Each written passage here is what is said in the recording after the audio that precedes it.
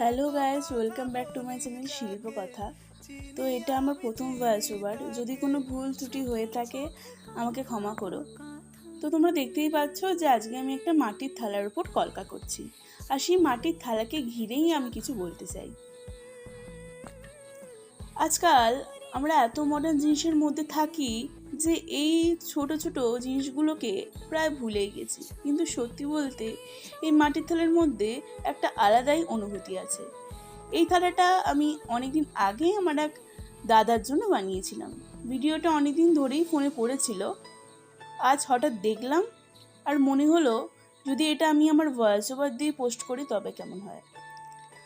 আগে এই জিনিসগুলো খুব সাধারণ ছিল, মানে আগেকার যুগেই মাটির থালা প্রত্যেকটা ক্ষেত্রেই ব্যবহার হতো, কিন্তু মাঝখানে কাঁচ, স্টিল, প্লাস্টিক এগুলোর জন্য এই মাটির থালা, এই বাঙালিয়ানাটা কোথায় যেন একটা হারিয়ে গেল।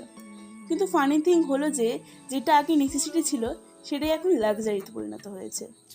তারপর সময়ের সাথে সাথে সব বদলে গেল, কিন্তু এখন আবার মানুষ সেই পুরনো বাঙালিয়ানাকে নতুন করে অ্যাপ্রিসিয়েট করে শুরু করতে চায়।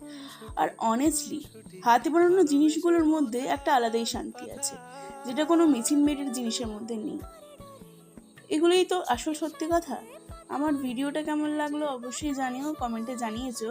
আর হ্যাঁ, ভয়েস ওভারে আবারও বলছি, ভয়েস ওভারে যদি কোনো ভুল ত্রুটি হয়ে থাকে আমাকে ক্ষমা করো। কলকাটা কেমন লাগলো, এরকম কলকার ভিডিও তোমরা দেখতে চাও কিনা কমেন্টে জানিও।